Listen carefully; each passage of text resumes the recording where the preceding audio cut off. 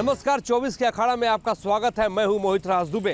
कहते हैं कि अगर केंद्र की सत्ता तक पहुंचना है तो उत्तर प्रदेश की पगडंडियों से ही होकर गुजरना पड़ेगा। जी हां, हम रामपुर लोकसभा सीट पर हैं।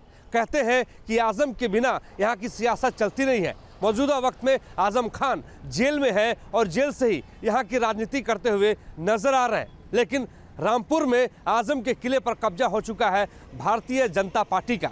घनश्याम लोधी मौजूदा वक्त में सांसद भी हैं और भारतीय जनता पार्टी के उम्मीदवार हैं। तो सवाल ये उठता है कि आजम के अलावा यहाँ से उम्मीदवार कौन है। उम्मीदवार समाजवादी पार्टी से मौलाना मोहिबुल्लाह हैं, जो इस बार भारतीय जनता पार्टी के सामने ताल ठोकते हुए नजर आ रहे हैं। रामपुर का इतिहास बहुत बड़ा है, भव्य है। दरअसल देश के पहले शिक्षा मंत्री अबुल कलाम आज़ाद पहली बार सांसद रामपुर से ही बने थे। रामपुर चाकू के लिए प्रसिद्ध है, लेकिन यहाँ इस बार सियासी छुरियां किस रूप में किस तरीके से चल रही है, यही समझने के लिए हम ग्राउंड जीरो पर पहुंचे हुए हैं।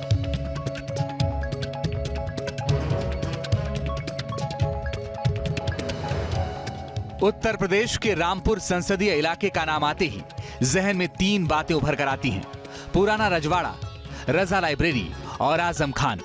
इन तीनों का रामपुर पर अच्छा खासा प्रभाव रहा है। लेकिन जब मामला चुनावी सियासत का हो तब माहौल दिलचस्प लेकिन उलझा हुआ नजर आता है। आज हम 24 का अखाड़ा में रामपुर के इसी सियासत को डिकोड करने जा रहे हैं।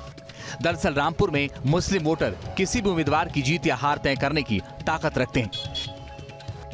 लेकिन क्या इस बार नया इतिहास लिखा जाएगा या फिर कईयों की खामोशी किसी बदलाव की ओर इशारा कर रही है? रमजान के महीने में रामपुर का सियासी मिजाज क्या है, ये समझते समझते हम एक टेलर की दुकान पे पहुंच गए हैं। बबलू भाई हैं, पोशाकें सिलते हैं, लेकिन आजकल की सियासत में रफू का काम बहुत ज़्यादा है। सियासी रफू किस रूप में किस तरीके से रामपुर के भीतर चल रही है, बबलू भाई से समझेंगे। बबलू भाई नमस्कार, कैसे हैं? बढ़िया बढ़िया साहब, बढ़िया। आप सुनाइए साहब। रामपुर में क्या बड़े मुद्दे हैं इस बार? सब मुद्दे क्या होते हैं आपको तो पता ही है, बेरोजगारी। और जो भी यहाँ पे सबसे बड़ा मुद्दा जो है बेरोजगारी का है, और कोई मसला नहीं है। आप तो जानते हैं हिंदुस्तान का सबसे बड़ा सूबा है यूपी, और जो यूपी की बाजी मारेगा वो हिंदुस्तान की बाजी मारेगा। अब देखना ये है कि योगी जी क्या करते हैं, उनके कारनामे बोलेंगे या नहीं बोलेंगे। बीजेपी आएगी। बीजेपी है, मोदी जी बस सही लगते हैं। राहुल जी अच्छे लगते हैं? मोदी जी अच्छे लगते हैं। जैसा मौका होगा ऐसे ही दे देंगे, और का वोट खराब करेंगे क्या? हमारे लिए तो बीजेपी चली इस टाइम जी। हमारे घनश्याम पर बहुत सारा विकास हुआ है इस बार, चल के देखे टोटल। अब वो जो गठबंधन हुआ ना, उसकी वजह समाजवादी को देंगे आदमी वोट, मजबूर है। बात हो रहा है बीजेपी को हटाने के लिए, उसके खिलाफ जो वोट देंगे तो वो चाहे समाजवादी हो या कोई हो, जो जीतता हो कैंडिडेट हो उसी को वोट देंगे, चाहे कांग्रेसी हो या समाजवादी हो। राहुल गांधी मिशन अच्छा लेके चल लिया, अखिलेश पे भरोसा नहीं। अब अखिलेश पे भरोसा नहीं है भाई। उत्तर प्रदेश के बड़े नेता हैं, उम्मीदवार उतारा है मोहिबुल्लाह साहब को। बड़े नेता हैं, मगर उन्होंने कभी जोड़ गठबंधन का हिसाब नहीं करा। ये भी सरकार बढ़िया है, और हमारे सभी सरकार हम तो देखिए किसी को हकदार नहीं है बुरा कहने के। हमारे काम में वैसे ही ने बहुत प्रमोट करा, मेहनत करी, तो हमारे लिए तो यही बेहतर है। कौन आगे चल रहा है? समाजवादी पार्टी बीजेपी में कौन आगे है? साइकिल ही चलेगी आगे। साइकिल पे घूमते तो साइकिल ही चलेगी, गाड़ी है नहीं।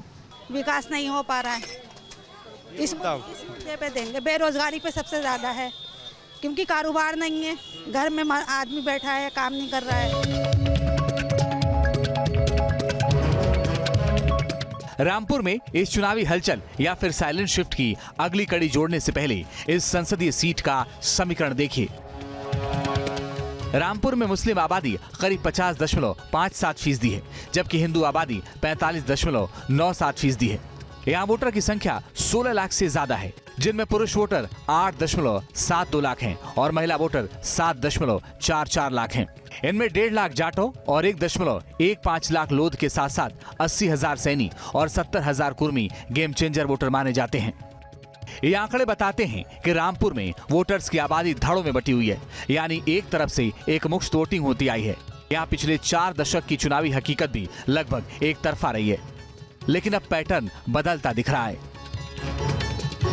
रामपुर का गांव क्या सोचता है, ये जानना बेहद ज़रूरी है। हम रामपुर के ग्रामीण इलाकों में भी घूम रहे हैं और सियासी नब्ज को टटोल रहे हैं, समझ रहे हैं विकास हुआ है कि नहीं। बिल्कुल विकास हुआ, खूब हुआ, और ज़्यादा का विकास हो। शेर काम बेकार हो, रास्ता इतना सब नहीं ना होता है, तो उसे रास्ता नहीं है। क्यों साहब, और जय हमारे विकास चाहिए। रास्ता बना है गाँव का? बिल्कुल है, अब ना अब तो खुली हुई सब रंग से, ऊंचे गांव से हो, अनबै से हो, ओसी से हो, सब रंग से रास्ता हमारी बढ़िया है। लेकिन अभी सबका साथ सबका विकास सब कुछ दे दिया मोदी जी ने, और क्या चाहिए।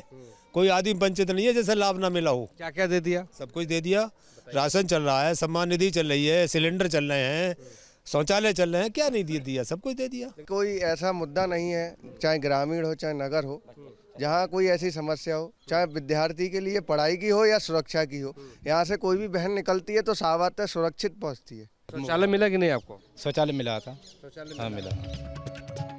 दरअसल रामपुर को आजम खान का गढ़ कहा जाता है, लेकिन आजम खान जेल में बंद है। फिर भी माना जाता है कि रामपुर के वोटर के एक बड़े तबके पर आजम खान की मर्जी चलती है। रामपुर की रजा लाइब्रेरी एशिया की सबसे बड़ी लाइब्रेरी है।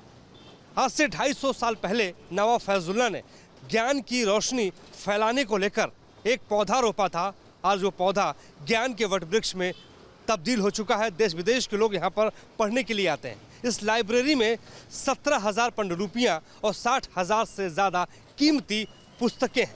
दरअसल अगर हम रामपुर की सियासत के बारे में बात करें तो यहाँ की फिजाओं में अजीब सी खामोशी है, लेकिन इस खामोशी में एक हलचल भी दिखाई दे रही है, क्योंकि आजम खान जेल में है और जेल से वो रामपुर की सियासत करते हुए नजर आ रहे हैं।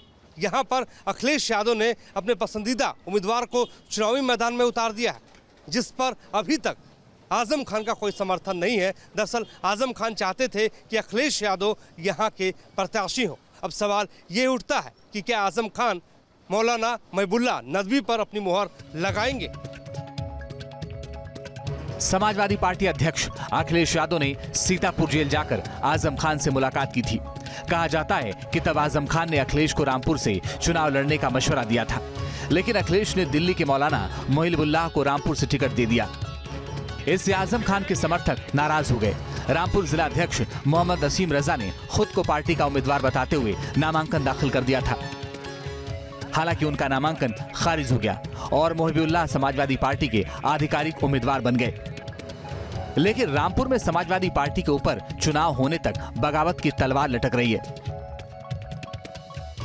रामपुर की राजनीतिक पारा गर्म है। मेरे साथ समाजवादी पार्टी से लोकसभा के प्रत्याशी मौलाना मोहिबुल्लाह नदवी साहब हैं।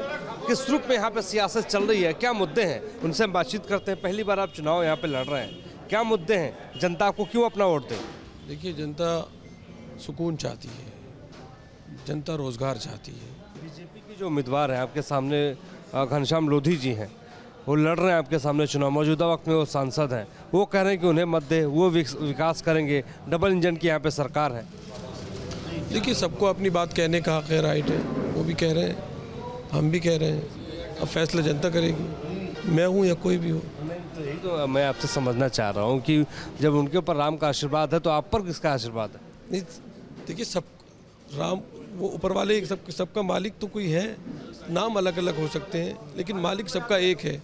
जो वो एक है, जो सबका मालिक है, उसकी कृपा, उसकी मेहरबानी सब पर है। मैं ग्राउंड पे घूम रहा था, मैं लोगों से बातचीत की है, उनका ये कहना था कि आजम साहब का अभी कोई मैसेज आया नहीं है कि वोट किसको दें। नहीं, देखिए, पार्टी मुखिया, पार्टी सुप्रीमो अखिलेश जी हैं, उन्होंने चुन दिया हमें, सारे लोग हमारे साथ हैं, और जब जो पार्टी मुखिया तय करता है तो आजम साहब भी उसी को मानते हैं। ऐसी बात नहीं है, वो उनसे अलहदा नहीं जाएंगे। चुनावी लहजे में बात करें तो आजम खान का ये किला लगभग ढह चुका है। 2022 के उपचुनाव में बीजेपी की सोशल इंजीनियरिंग ऐसी थी कि घनश्याम लोधी ने रामपुर में भगवा फहरा दिया था। इस बार भी पार्टी ने उन पर ही भरोसा जताया है। घनश्याम लोधी जी मेरे साथ है, मौजूदा वक्त में सांसद है, भारतीय जनता पार्टी के प्रत्याशी भी हैं।